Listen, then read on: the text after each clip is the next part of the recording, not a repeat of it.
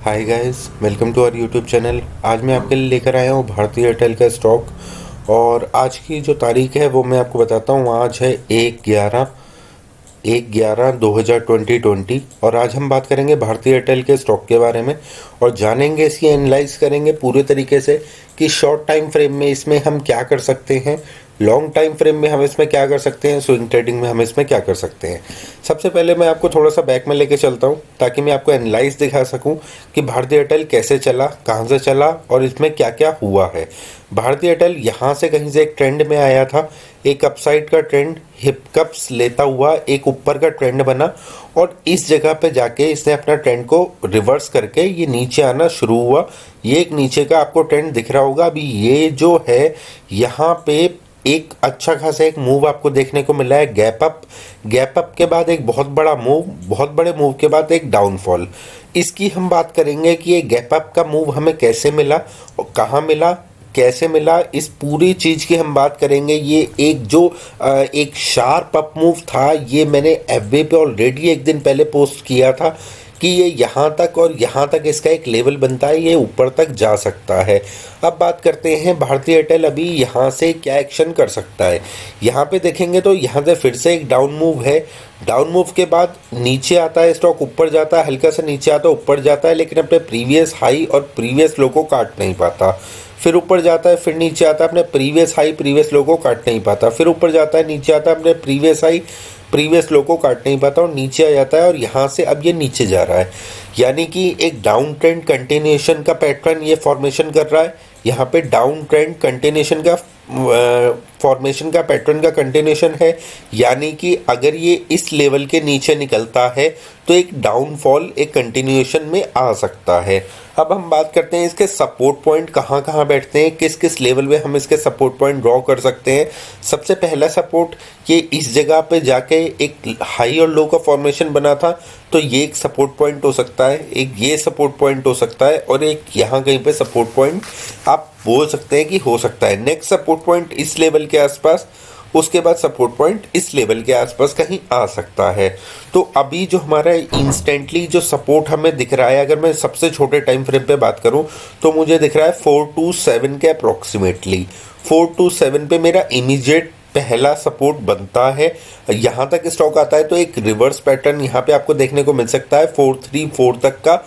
यानी कि छोटे से लेकर बड़े टाइम फ्रेम पर हम यहाँ पर इस वीडियो में करते क्या है, हम किसी भी स्टॉक को एनालाइज करते हैं, इन डेप्थ में जाके एनालाइज करते हैं और हम उसके ऊपर बात करते हैं कि वो स्टॉक एक छोटे टाइम फ्रेम में क्या परफॉर्मेंस दे सकता है, बड़े टाइम फ्रेम में, उससे बड़े टाइम फ्रेम में, उससे बड़े टाइम फ्रेम में और सबसे बड़े टाइम फ्रेम में क्या परफॉर्मेंस दे सकता है। अभी जो हम बात कर रहे हैं वो 5 मिनट की बात कर रहे हैं। 5 मिनट की कैंडल में ये 427 पे एक सपोर्ट ले सकता है, 434 तक का एक रिवर्स मूव देखने को आपको मिल सकता है। नेक्स्ट लेवल जो आएगा वो 418 आएगा। नेक्स्ट जो रेजिस्ट करेगा उसके बाद 427 के लगभग रेजिस्ट करना चाहिए। ये हमारा छोटे टाइम फ्रेम में एक ये लेवल्स थे जो हमने आपको बता दिए। आपको यहाँ पे वीडियो को पॉज करके आप लेवल को नोट कर सकते हैं अगर आप इंट्राडे में ट्रेड कर रहे हैं। 15 मिनट में आप चेक करेंगे तो 15 मिनट में अप्रॉक्सीमेटली 428 जो आपका प्रीवियस लेवल था वो एग्जैक्टली आपको सेम यहाँ पे देखने को मिलेगा। पहला सपोर्ट का जो लेवल था, अगला सपोर्ट भी लगभग आपको सेम पॉइंट के लेवल पे मिलेगा, क्योंकि जब ये ऊपर चला था तो ये पूरे कंटिन्यूएशन पैटर्न में सारे लेवल्स को ऊपर लेके चला था। तो अप्रॉक्सीमेटली आप पहला सपोर्ट मान सकते हैं 427 का ही जो हमारे प्रीवियस में आ रहा है। सेकंड सपोर्ट मान सकते हैं 417 का जो हमारे प्रीवियस में भी आ रहा है और थर्ड सपोर्ट मान सकते हैं 409 का जो हमारे प्रीवियस पैटर्न में आ रहा है। मैं इसको सेलिंग साइड में प्रेफर नहीं कर रहा हूं। अब मैं आपको कह रहा हूं, जब मैंने आपको इसको बेचने को बोला था उसके बाद आपने इसमें एक शार्प फॉल देखा था। इसका लिंक मैं आपको आई बटन पे दे दूंगा अपनी प्रीवियस वीडियो का। वो वीडियो आज की डेट के लिए रेलेवेंस नहीं रखती है, लेकिन अगर आप उस वीडियो को जाके देखेंगे तो आपको पता लगेगा कि हम कैसे एनालाइज करते हैं सारी चीज़ों को। तो ये अभी मेरे पहले सपोर्ट के लेवल हैं 427, 417, 409, ये मेरे सपोर्ट के लेवल हैं। यहाँ पे मैं अपने स्टॉक को एक्यूमुलेशन कर सकता हूँ अगर इस लेवल पे मुझे मिलेगा तो। इससे बड़े टाइम फ्रेम पे चलते हैं। आवरली में मेरे को कोई भी एक ट्रेंड बनता हुआ नहीं दिखा है, लेकिन मैं यहाँ पे आपको अब एक और चीज़ करवाने की ज़रूरत है। आप यहाँ पे देखेंगे one move, standing position, second move नीचे आया, अपने प्रीवियस हाई और लो के लगभग सपोर्ट ले रहा है, यानी यहाँ पे जो प्रीवियस लो और हाई इसका बनता है वो फिर से 427 के अप्रॉक्सीमेटली बनता है। तो 427 428 का एक इतना अच्छा लेवल हो गया ये 428 का, जो आपको 5 मिनट में भी क्लियर सीन हो रहा है, 15 मिनट में भी क्लियर सीन हो रहा है, आवरली में भी आपको क्लियरली पता लग रहा है कि ये लेवल कितना इम्पोर्टेंट है। अगर यहाँ से एक रिवर्स होता है तो आपको फिर से एक अप मूव देखने को मिल सकता है, और वो अप मूव पहला जो रेजिस्ट करेगा वो 454 के अप्रॉक्सीमेटली रेजिस्ट करेगा ऊपर की साइड में, यानी कि बाय साइड में हम इसको बाय करेंगे। कहाँ बाय करेंगे? बिल्कुल अपने सपोर्ट के आसपास किसी लेवल पे बाय करेंगे। ये हमारा सपोर्ट लेवल हो गया, और यहाँ से ऊपर की साइड में हम अपना टारगेट 454 का पहला टारगेट रख सकते हैं। अभी यहाँ पे वीडियो खत्म नहीं हुआ है, आगे चलते हैं। अगले टाइम फ्रेम में जाके देखेंगे कि ये कितना प्यारा मूव बनाता है ना। जब देखिए, कोई भी स्टॉक को अगर मल्टी बैगर बनना है तो उसे मंथली के टाइम फ्रेम में बनना है, यानी ये वाला जो टाइम फ्रेम होता है मंथली का, इसमें इसे बनना है। लेकिन स्टार्टिंग कहाँ करेगा? स्टार्टिंग तो आपको 5 मिनट में ही करनी पड़ेगी। स्टार्टिंग तो आपको 5 मिनट में ही करनी पड़ेगी। मल्टी बैगर के लिए भी चलना तो शुरू 5 मिनट में होगा, 15 मिनट में आएगा, आवरली में आएगा, डेली में आएगा, वीकली में आएगा, देन मंथली में एक ट्रेंड बनता हुआ आपको दिखेगा। अब इसको बंद करके हमने डिसाइड किया कि 427 एक हमारा इम्पोर्टेंट लेवल हो गया, 454 ऊपर की साइड में एक इम्पोर्टेंट लेवल हो गया। चलते हैं अगले टाइम फ्रेम में। अगला टाइम फ्रेम आता है डेली का। डेली में देखते हैं डेली में क्या हो रहा है। डेली में आप यहाँ पे देखेंगे तो ये एक ट्रेंड चल रहा था। कहाँ पे ये ट्रेंड शुरू हुआ था? इस पॉइंट के लगभग कहीं पे इस जगह पे ये एक ट्रेंड शुरू हुआ था। यहाँ से ये स्टॉक ऊपर गया, नीचे करेक्शन करता हुआ नीचे आया, अपने प्रीवियस हाई को टच किया, ऊपर गया, और उसके बाद नीचे आया।